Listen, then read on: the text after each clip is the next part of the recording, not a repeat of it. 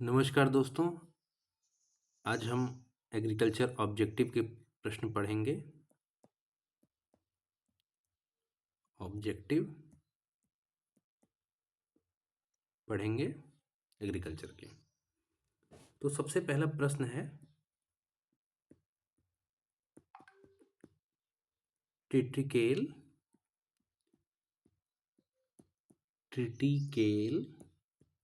क्या है? ट्रिटिकेल क्या है? उम्मीद है सभी को समझ में आ रहा होगा। ट्रिटिकेल गेहूं और राई का क्रॉस है। तो गेहूं और राई के क्रॉस से क्या प्राप्त हुआ? हमको ट्रिटिकेल प्राप्त हुआ। ट्रिटिकेल ये गेहूं के जैसा ही होता है। ठीक है, इतना समझ में आ गया। ट्रिटिकेल कैसा होता है? गेहूं के जैसा ही होता है। और ये किसके उपयोग में लिया जाता है? पशुओं के चारे के रूप में, पशुओं के भोजन के रूप में। किसके? पशुओं के भोजन के रूप में। ठीक, आगे बढ़ते हैं ट्रिटिकेल के संबंध में। अब गेहूं और राई क्या हो गया? ट्रिटिकेल हो गया। लेकिन यहां ये ध्यान दीजिएगा, गेहूं जो था वो मादा जनक था।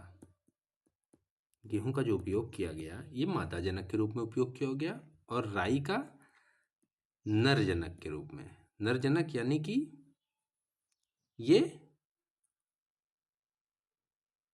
इसने क्या किया है? इसने पॉलिनेशन के लिए नर जनक की भूमिका निभाई है। किसने? राई ने। और गेहूं ने मादा जनक की भूमिका निभाई है। ठीक, इतना समझ में आ गया होगा सभी के। और ट्रिटिकेल का जो उपयोग किया जाता है ये बरानी खेती के लिए, बरानी मतलब सूखाग्रस्त खेती, ये इसके अंदर दोनों गुण आ जाते हैं। मतलब दोनों के मतलब गेहूं के गुण आ जाएंगे उत्पादक क्षमता के हिसाब से। गेहूं की उत्पादक क्षमता ज़्यादा होती है। और राई के गुण क्या आएंगे? राई के गुण आएंगे पर्यावरण सहिष्णुता, अर्थात पर्यावरण को सहन करने की क्षमता। जैसे सरसों में या राई में पानी का उपयोग बहुत कम होता है, उर्वरक का उपयोग कम होता है। तो इस तरीके की व्यवस्थाओं के लिए ये गेहूं और राई का क्रॉस किया गया, जिससे हमें ट्रिटिकेल प्राप्त हुआ। एक प्रश्न ये हो गया। दूसरा प्रश्न क्या है? दूसरा प्रश्न है कि धान में सुगंध क्यों पाई जाती है? धान में सुगंध क्यों पाई जाती है? क्यों पाई जाती है? पाई जाती है। तो धान में भाई सुगंध क्यों पाई जाती है? तो उत्तर क्या हुआ? उत्तर ये हुआ कि आप देखे होंगे जब धान कच्चा होता है तो उसमें सुगंध नहीं होती है, लेकिन जब धान परिपक्व अवस्था में पहुंच जाता है, किस अवस्था में? परिपक्व अवस्था में पहुंच जाता है, तो उसमें एक प्रकार का तेल पाया जाता है। एक प्रकार का तेल पाया जाता है। तेल पाया जाता है। ठीक,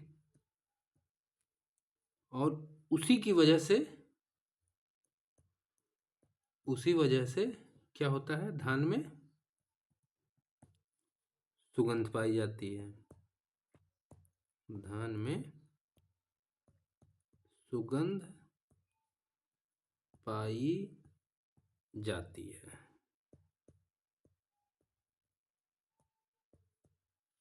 ठीक, अब प्रश्न आता है कि धान में सुगंध क्यों पाई जाती है? तो परिपक्व अवस्था में एक प्रकार का तेल पाया जाता है, और उसी वजह से धान में सुगंध पाई जाती है। ठीक, इतना तक समझ गए सब लोग? आगे बढ़ते हैं। आगे क्या है कि कौन सा बीज हर साल खरीदना पड़ता है?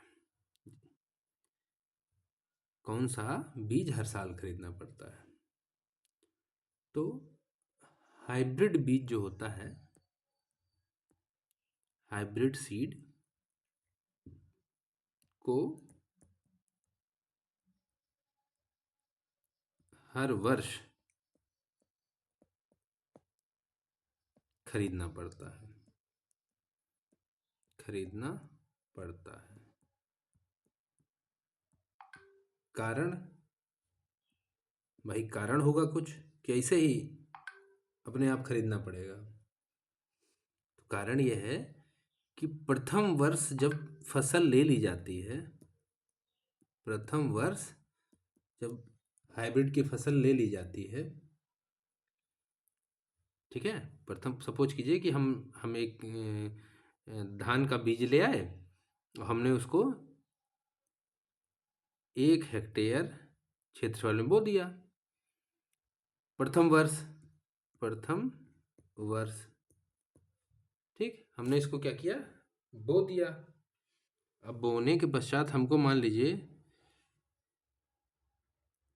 30 कुंटल या 10 कुंटल धान प्राप्त हो गया।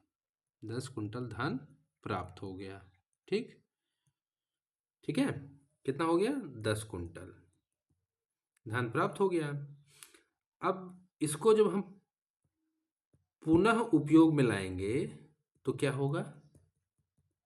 अगले वर्ष, मतलब एक साल तो हमारा एक बोया तो हमने 1 हेक्टेयर में, तो मान लीजिए 10 कुंटल हो गया, और अगले साल फिर हम उस जो 10 कुंटल हमको प्राप्त हुआ उसी में हम उसी का हम बीज की तरह उपयोग करके पुनः हमने उसको बोया, तो क्या होगा? तो होगा ये कि जो पहले साल की जो फसल है उसमें रोग नहीं लगा होगा, लेकिन दूसरे साल वाले में रोग लगने की संभावना बढ़ जाएगी। क्या हो जाएगी? रोग लगने की संभावना बढ़ जाएगी, जाएगी। अब जब रोग लग जाएगा, रोग लगने की संभावना बढ़ जाएगी, बढ़ जाएगी। अब जब रोग लग जाएगा तो क्या होगा?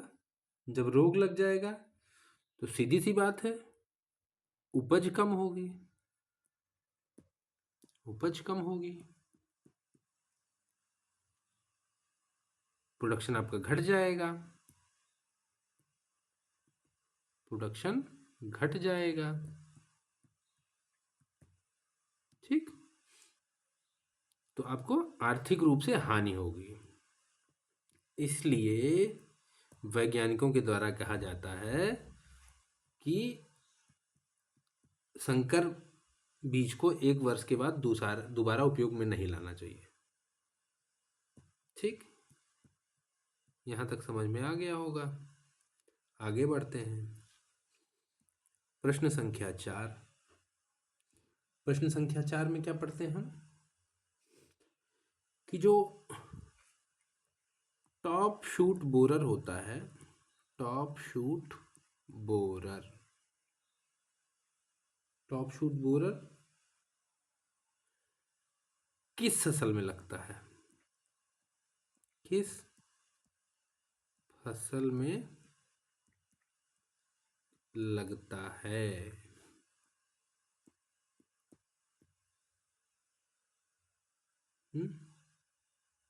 टॉप शूट बोरर किस फसल में लगता है? अब आंसर पे आ जाइए। उत्तर, टॉप शूट बोरर किस में लगता है? बताइए बताइए।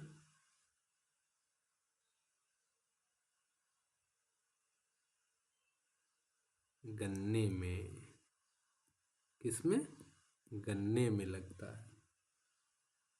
टॉप शूट बोरर जब पूछा जाए किस में लगता है तो आप क्या कहेंगे? गन्ने में लगता है। ठीक, अब इसकी रोकथाम कैसे की जाए? टॉप शूट बोरर की रोकथाम कैसे की जाए? तो टॉप शूट बोरर की रोकथाम बताइए कैसे की जाए। तो बताता हूँ मैं टॉप शूट बोरर की रोकथाम कैसे की जाए। एल्ड्रिन नाम का एक केमिकल होता है। किस नाम का? ALDRIN।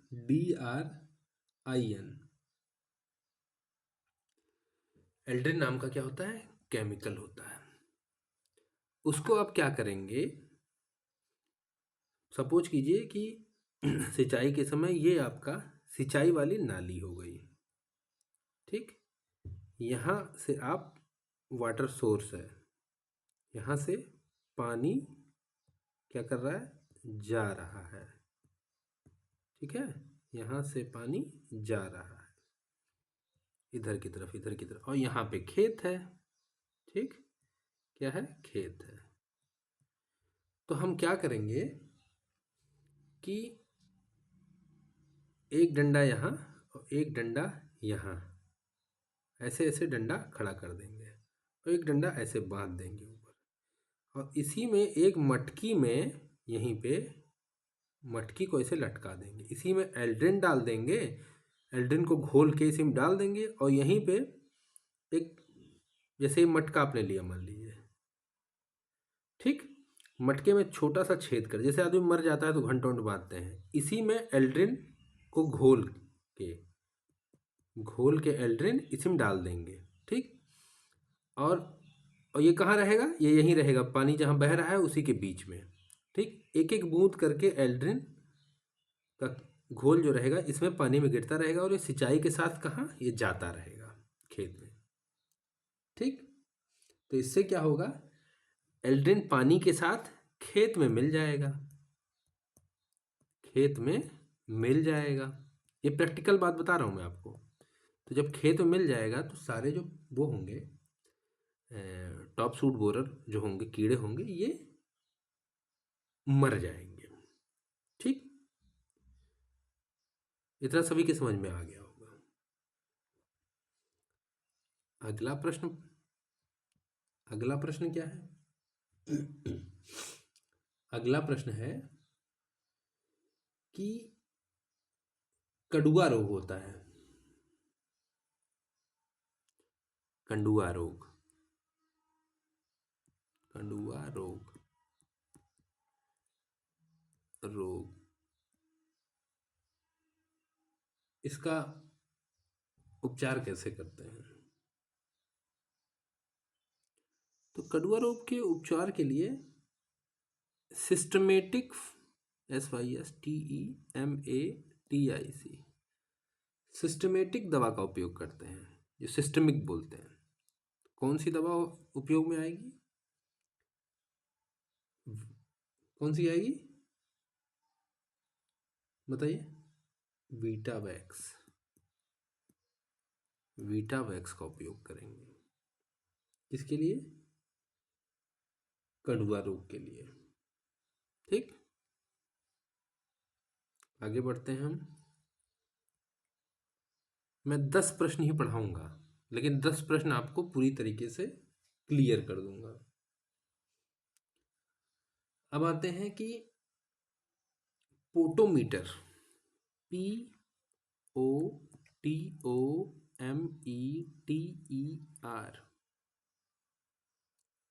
पोटोमीटर क्या है?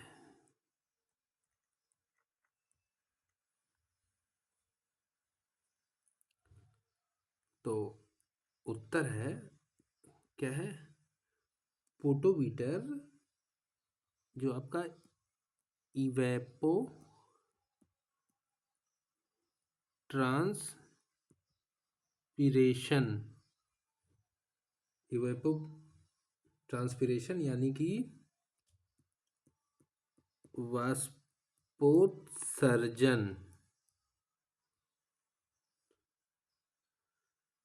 दर को मापती है। यानी कि पोटोमीटर क्या है?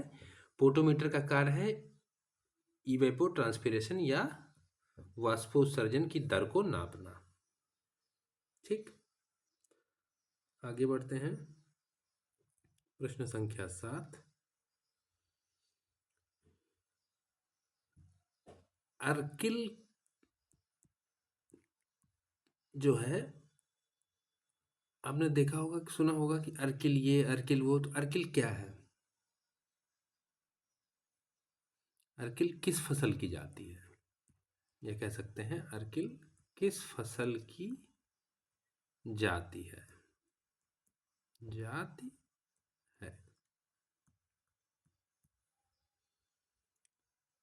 तो उत्तर है जो सब्जी वाली मटर होती है, सब्जी वाली मटर की जाती है, मटर की जाती है। और यह क्या है? यूरोपियन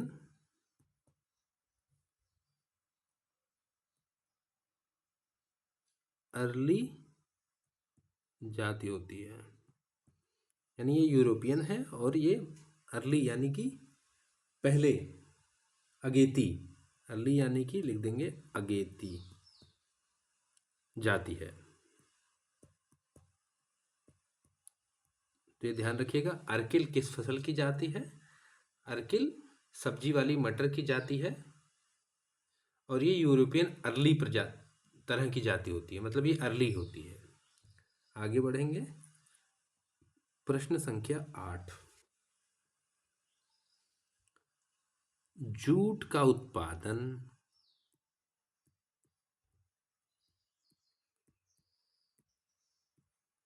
सबसे ज्यादा कहाँ होता है?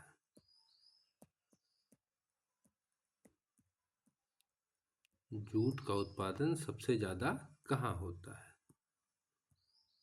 उत्तर है इसका, कहाँ होता है बताइए आप लोग?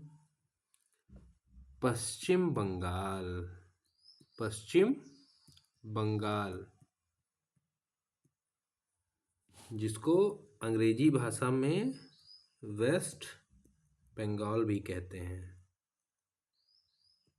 ठीक, आगे बढ़ते हैं। प्रश्न संख्या 9, पनामा क्या है? सबसे पहले जब हम लोग छोटे छोटे थे तो एक पनामा सिगरेट आया करती थी, बिना फिल्टर वाली। तो ये पनामा सिगरेट की बात नहीं कर रहा हूं मैं, ये पनामा रोग है। क्या है? पनामा रोग है। और ये किस फसल में लगता है? तो पनामा केला में लगता है।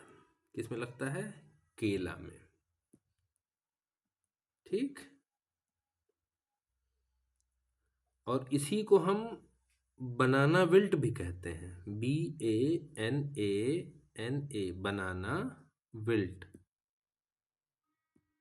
क्या कहते हैं? या पनामा, बनाना विल्ट या पनामा।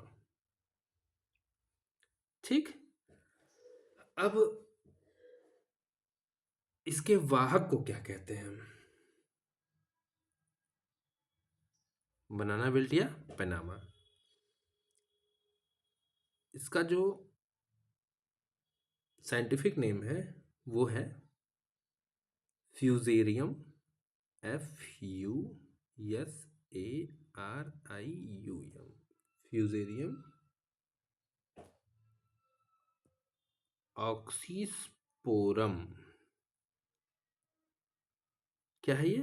बनाना विल्ट जो है, ये रोग किसके द्वारा होता है? ये होता है फ्यूजेरियम ऑक्सीस्पोरम। F फिर से लिख देता हूं, पनामा या banana wilt, fusarium FUSARIUM fusarium, OXYPS ऑक्सीज PSORUM, OXYPSORUM यानी फ्यूजेरियम ऑक्सोस्पोरम नामक कवक से होता है। कवक किससे? कवक से होता है, से होता है। ठीक, यानी ये कौन सी डिजीज है? एक प्रश्न आ जाए कि पनामा कौन सी डिजीज है, उसमें ऑप्शन में आ जाए बैक्टीरियल, फंगल, तो आप क्या लिखेंगे? ये एक फंगल डिजीज है। कौन सी है? फंगल डिजीज है। ठीक, इतना समझ में आ गया होगा सभी के। आगे बढ़ते हैं। दूसरा प्रश्न पढ़ेंगे कि जिंक की कमी कहाँ होती है सबसे ज्यादा?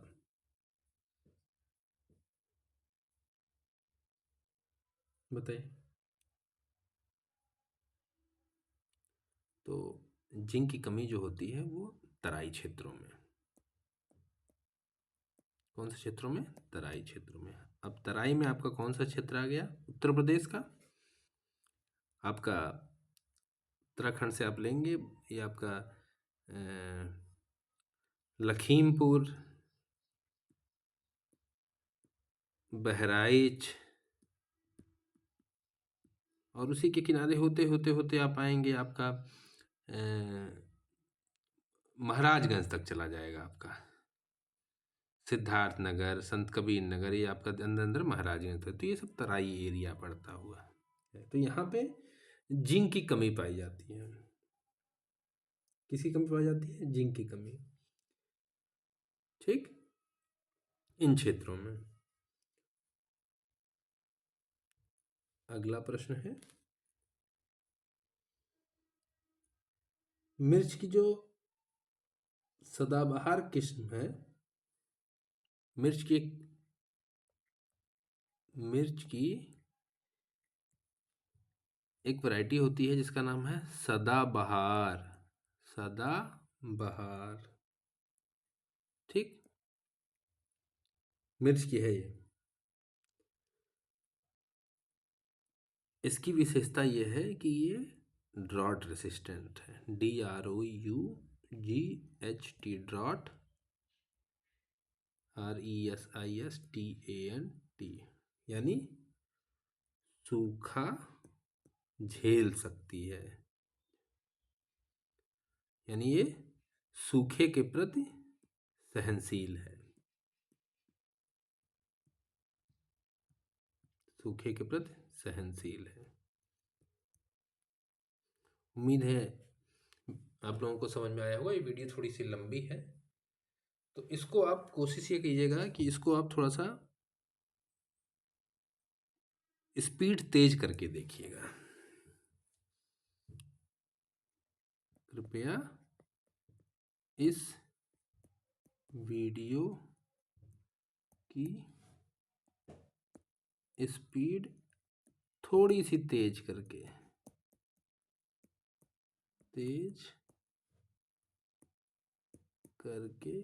देखिएगा। कारण बताता हूँ, ये थोड़ी सी वीडियो धीरे है, बाकी आप लोगों की इच्छा के अनुसार है। अगर आप लोगों को मज़ा आ रहा है तो आप लोग देखिए। तो आज के लिए बस इतना ही। आगे आने वाली वीडियो में मैं आपको और ऑब्जेक्टिव क्वेश्चन लेके हाजिर होऊंगा। अगर मेरे चैनल को आपको पसंद आता है कंटेंट, तो लाइक, शेयर और सब्सक्राइब जरूर कीजिए। धन्यवाद।